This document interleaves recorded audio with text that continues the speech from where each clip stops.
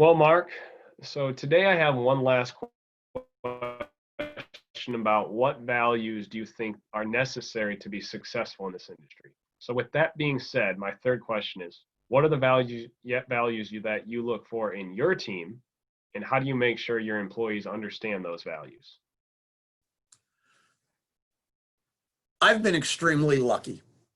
I've been complimented on the team that we've put together. I've had a former CEO of a major paper company that's now working with one of our licensees. And he came out and spent some time with us at our facility in Eastern Washington with all my engineers and scientists. And he said to me, he said, "Mark, I would have given my left leg to have the team you put together." And I was lucky in the fact that I've taught most of them, to be brutally honest, I have. So I was able to go out and get the best and the brightest. But the values that I have with them, and this goes back to what we talked about before, they're positive. There's not a negative one really in the bunch that we have. They seek alternative solutions. And I push that. There's times that they'll give me a problem that they have, maybe managerial, maybe scientific, maybe engineering. And I'll sit there a lot of times, and it gives me a chance to think about it as well. You know, give me alternatives. Give me alternatives. I want people that can think outside the box. I want people that can think on their feet, but can think outside of the box. You know, it's not paradigms or anything like that. It's like going, if you're playing football, and it's like going over to a baseball field just to figure out something different. You have to get beyond your small circle. We've done some weird stuff. I'll be the first to admit we've done some weird stuff and it's worked. We've done some weird stuff and it didn't work, but we've developed some things that have been rather interesting. But as far as employees go and developing a team,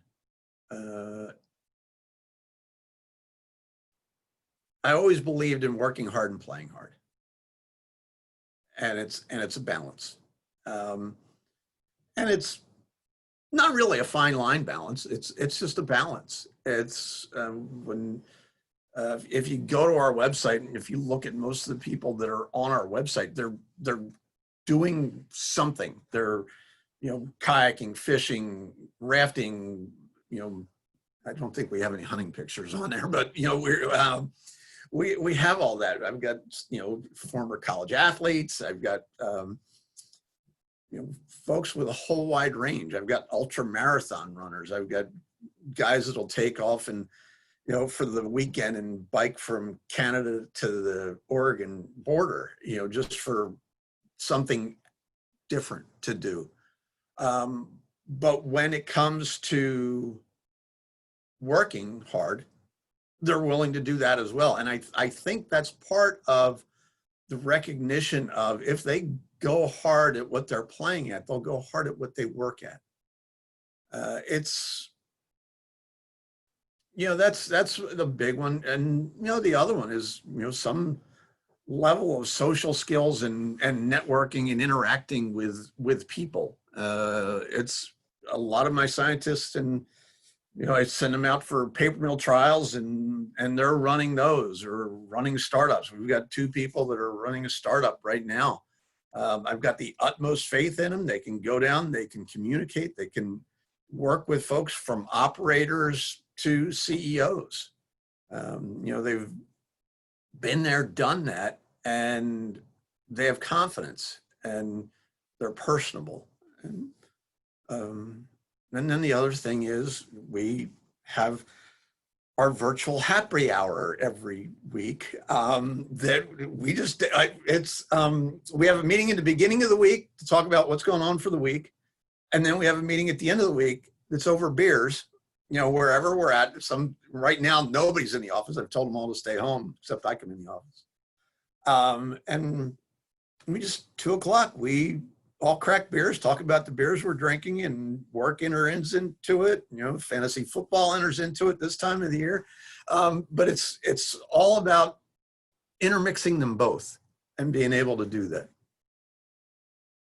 I'm glad to hear that you're so, big on the positivity part of, your values. So for me, I have actually had, a similar struggle in my life where I could never really seem to find that perfect balance of positivity in my life. And I found that actually doing exactly what a lot of your employees do, getting outside, getting actively involved. I do a lot of outdoor hiking now. That's really changed my whole viewpoint of, what it means to, feel positive. And it's almost like, I don't know if the sun invigorates you or what it might be, but I definitely feel that you feel a lot better and you work a lot harder when you're feeling positive and you're feeling like, yeah, this is great. I mean, what can be better?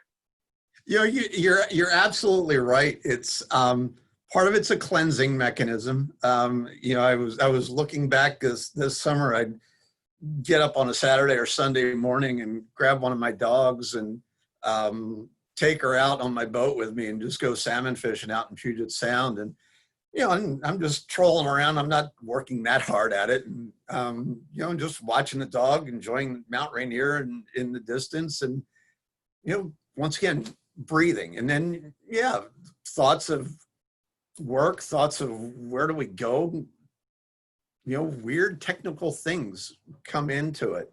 One of the things that we do every year, and this may be the spot to put this in, it may not be the spot to put this in, but we'll do it here.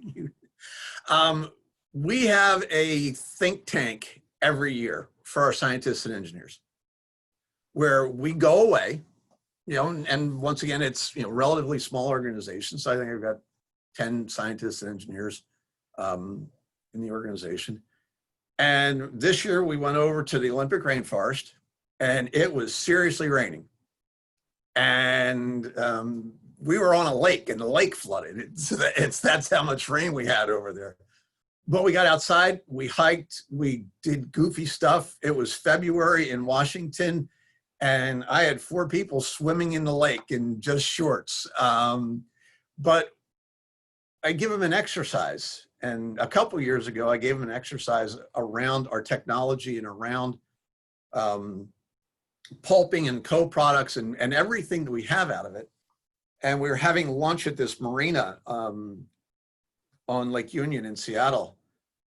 And we took a walk along some boats, and I said, I want you to take a look at this boat and what all could we make from our process that would fit in this boat.